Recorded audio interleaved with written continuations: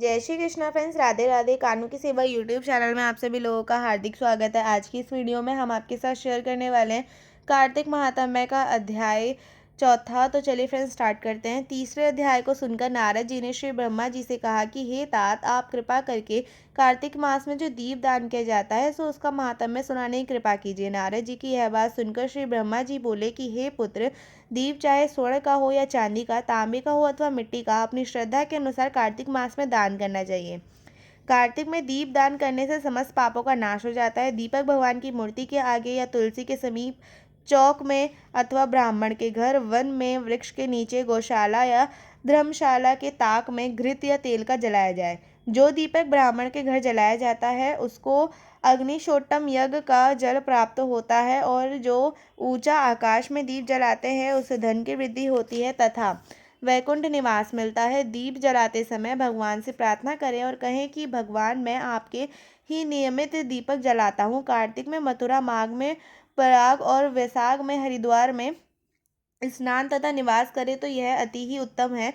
जब सूर्य तुला, मकर, मेष राशि का हो, उसके किए जाने वाले नियम, व्रत व पूजा बहुत उत्तम फल देने वाले होते हैं। इन महीनों में किए हुए व्रत, दान व शुभ कर्मों से सब पापों का नाश हो जाता है। जिस प्रकार भगवान भास्कर के उदय होने से अंधकार का नाश हो जाता है, और ब्रज से पर्वत का, गरुण के भय से सर्पों का, पवन से मेघ का, ध्यान से दुख का और सिंह के भय से मृगों का नाश हो जाता है, उसी प्रकार श्री मथुरा जी के दर्शन मात्र से सब पापों का खात्मा हो जाता है। कार्तिक मास में स्नान व जागरण, दीप दान, तुलसी सेवन, भगवान के मंदिर में मार्जन लगाना, गाना, भगवान की कथा सुनाना व सुनना, कीर्तन करना, यह सब शुभ कार्य हैं जिनके करने से श्रेष्ठ फल प्राप्त होता है। अतः पूर्व जन्म के पापों का प्रायश्चित करने के लिए कुछ न कुछ व्रत, दान, भजन, पूजन करना अति उत्तम है। श्री ब्रह्मा जी के मुख से यह कथा श्रवण करके नारद जी ने पूछा कि हे ब्रह्म विधाता, पूर्व जन्म के पाप किस प्रकार जाने जा सकते हैं? यह सुनकर सुनने की इच्छा है, सो आप कृपा करके सुना दीजिए। ब्रह्मा जी बोले कि हे पुत्र, ब्रह्म हत्यारा, क्षय रोगी, गुरु स्त्री नमन करने वाला, कुष्ठी और स्वर्ण चोर के नाखून खराब हो जाते तथा मदिरा पीने वालों के दांत खराब हो जाते हैं। इस प्रकार पूर्व जन्म के पापों से मनुष्य को पहचाना जाता है। यह सब दान, तपस्या, कृच्छ आदि व्रत आदि से निवारण हो जाते हैं। अब हम आगे कुछ व्रत आदि कहते हैं। एक समय भोजन करने से तथा 3 दिन सायकाल और 3 दिन प्रातःकाल भोजन करने से, कृच्छ तथा सायकाल में 12 ग्रास और प्रातः काल में 26 ग्रास अथवा 24 ग्रास खाने से अतिकृच्छ व्रत कहा गया है। 3 दिन खाए और फिर 3 दिन उपवास करे तो यह भी अतिकृच्छ व्रत होता है। सायकाल में 1 ग्रास और प्रातः काल में 1 ग्रास, फिर 2 दिन बगैर मांगा हुआ तथा 2 दिन तक उपवास हो तो यह अति ही कृच्छार्थ व्रत कहलाता है। 21 दिन तक केवल दुग्ध या पानी पीता रहे तो यह कृच्छातिकृच्छ व्रत कहलाता है। 12 दिन उपवास करना पुराक व्रत कहलाता है। 4 दिन कुछ नहीं खाना, फिर सत्तू खाना या फिर छाछ पीना, इसके पश्चात ब्राह्मण को दक्षिणा देना सौभ्य कृष्णव्रत कहलाता है। इसी प्रकार 12 दिन करना द्वादश कृष्ण व्रत कहलाता है। तुला पुरुष का दान करना और गो घृत, गोबर, दूध, दही तथा कुशा का जल पीना और दूसरे दिन उपवास करना, यह कृच्छ संतपन व्रत कहलाता है। और 3 दिन गौमूत्र, 3 दिन गोबर, फिर 3 दिन दही, 3 दिन दूध, फिर 3 दिन तक घी खाने से भी संतपन होता है। यह समस्त पापों को नाश करने वाला होता है। इस प्रकार गूलर, कमल, बेल के पत्ते या कुशा का जल प्रतिदिन पीना भी उन कृच्छ व्रत कहलाता है। 3 दिन तक उपवास करके पहले लिखी गई वस्तुओं को पिए तो पूर्ण कृच्छ व्रत होता है। यदि और दूध, घी, जल एक एक प्रतिदिन पिए और 1 दिन उपवास करे तो इसे तृप्त कृच्छ व्रत कहते हैं। जल, दूध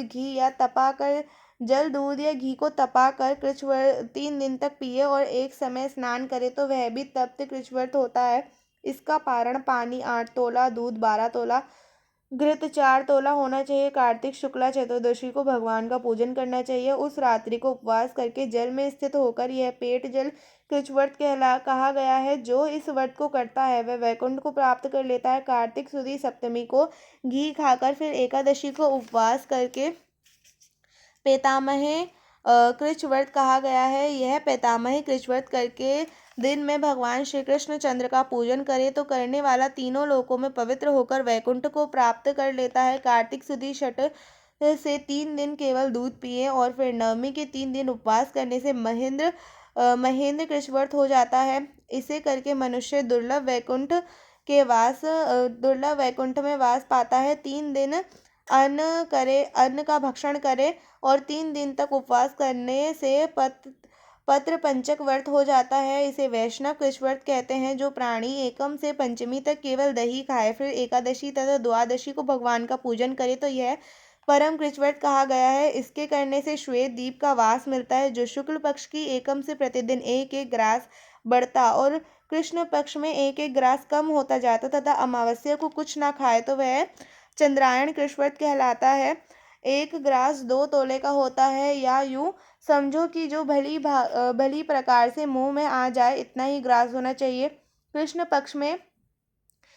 पक्ष के आदि और 14 को 5 ग्रास इसी प्रकार एक एक पक्ष में पूरे करने चाहिए।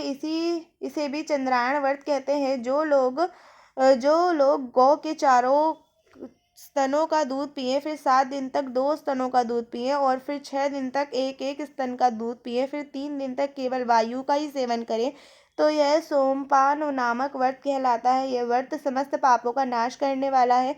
गेहूं तथा चावल की काजी दही दूध घी जल और पंचगव्य निम्नलिखित सब चीजें नियम पूर्वक कार्तिक मास में खाने से साप्ताहिक कृच्छ व्रत हो जाता है। इसके करने से व्रत करने वाले को विष्णु लोक की प्राप्ति हो जाती है ऐसा शास्त्रों का मत है।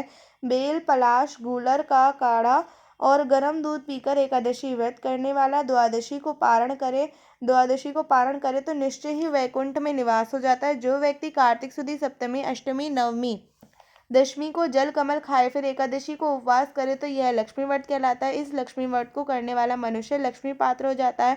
इस व्रत को करने वाले को भगवान के वैकुंठ लोक में वास मिलता है। प्रातः काल में 4 ग्रास साय काल में ना खाने से शिशु चंद्रायण व्रत कहलाता है। कार्तिक सुदी 14 को ब्रह्मकुल व्रत में गौरी का पूजन करना चाहिए। इसकी विधि इस प्रकार से है। गौमूत्र गोबर दूध दही घृत और कुशा का जल लेकर इन सबको मिलाकर पंचगव्य अथवा ब्रह्माकूच होता है तथा लाल रंग की गौ का मूत्र श्वेत गौ का दूध नीले गौ का दही काली गौ का घी यदि किसी वजह से यह ना मिल सके तो दूसरी तरह का भी पंचगव्य हो सकता है जिसका प्रमाण यह है। गौमूत्र 8 माशा गोबर माशा दूध 12 माशा दही 10 माशा घी 8 माशा और कुशा का जल 4 माशा। गौमूत्र गायत्री मंत्र पढ़कर गंध द्वारम से गोबर पय पृथ्व्या से दूध दही कावर्यो मंत्र से दही तेजोमसी पढ़कर घी और देविस्यति मंत्र पढ़कर कुशा का जल लेना चाहिए। इसको कुशा के पत्रों में रखकर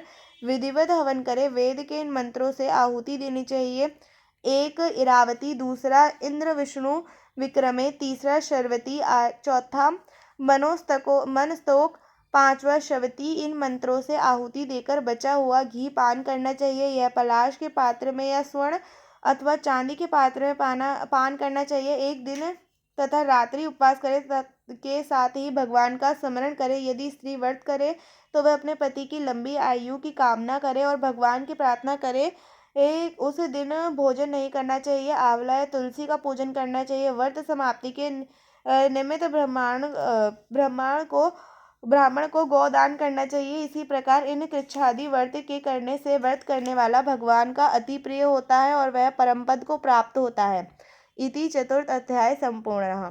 फ्रेंड्स, अगर आपको ये वीडियो अच्छी लगी हो तो इस वीडियो को लाइक करें, चैनल को सब्सक्राइब करना ना भूलें, फ्रेंड्स एंड फैमिली के साथ शेयर करें। फ्रेंड्स, चैनल के ऊपर कार्तिक महात्म की और भी वीडियोस अपलोडेड है और प्लेलिस्ट भी बनाई गई है कार्तिक महात्म के नाम से, तो आप चैनल पर जाकर उसको भी चेकआउट कर सकते हैं। जय श्री कृष्णा, जय श्री राधे, जय माँ तुलसी।